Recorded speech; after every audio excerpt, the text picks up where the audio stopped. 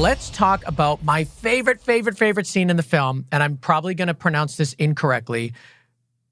Boy, hold on. Paciencia Fe? Paciencia Y Fe. Paciencia Fe. Paciencia Y Fe. Okay. Y Fe, yeah. This scene, oh my God. This one gave me chills. I had to watch it twice. I was absolutely obsessed with it.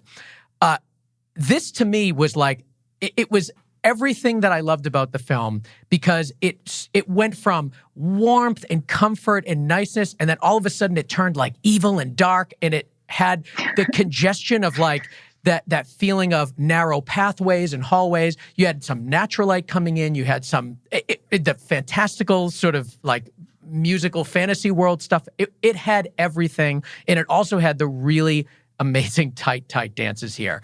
It was just perfection for me. I absolutely loved it. And I'd love to get your thoughts on what the challenges were for this scene, because it seems as though there were quite a lot.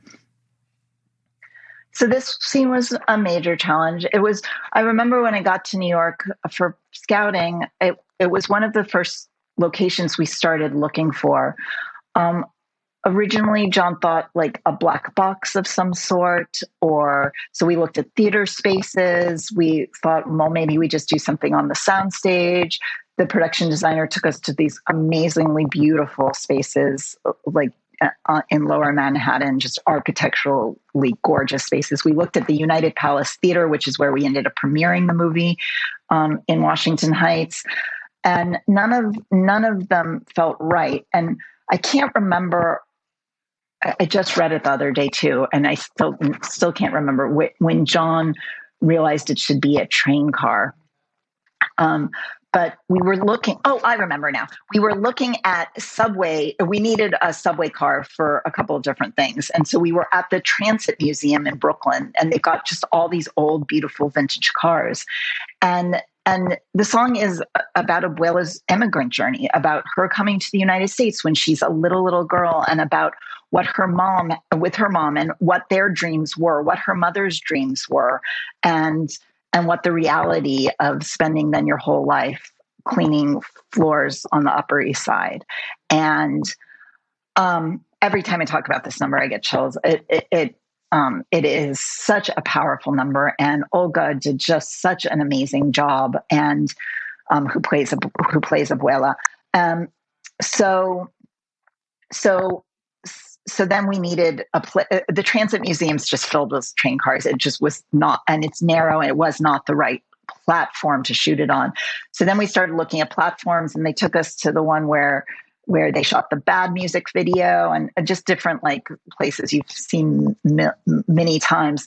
And I'm like, there must be something else. And there's like, well, there's this one other abandoned platform, but we really are not going to be able to get access to it. I'm like, take us there. And it was out in Brooklyn on the D Avenue line, and it's 3 stories underground. It's under a working platform. It is huge, and there's you can sort of see tunnels. It's underground, but you can see tunnels, light tunnels on either side. So it's only a portion. And now the subway's above ground there, and where the station is, and it's abandoned. So there was like pigeons everywhere. I mean, it was really dirty, and it was perfect. And it was cleaned. But it was still 3 stories underground and no elevator, and so many lighting implements that we had to bring down, and cranes, and it was hot, and we had 1 day to shoot it. Oh my God. No way. You did that entire scene in 1 day? There's just no way. So this was another scene we ended up with a second day on. We had 1 day to shoot. The graffiti tunnel was a different day. That's at the 191st Street station in Washington Heights. But all the stuff with the subway car, her in her modern subway car, through until she touches the light pole and is back in the subway car. But then when she exits the station, that's the only times we're not at that station. We had 1 day to do that. And we're like gung-ho, we're like so planned out, 2 takes on everything. Everyone has to nail the lighting cues. Olga has to be perfect. Live singing has to be perfect. Everything has to be perfect. And we just keep moving on and on and on.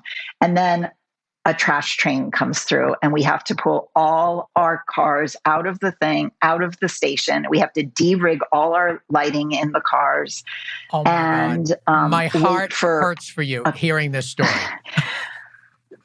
And in some ways it was very painful. In other ways, we ended up with we had to go back there and you couldn't merge it. It was not anywhere near where we were shooting anything else. So we got a full extra day. So we finished what we had planned. And then we went back and shot a couple of other little things that we had missed along the way.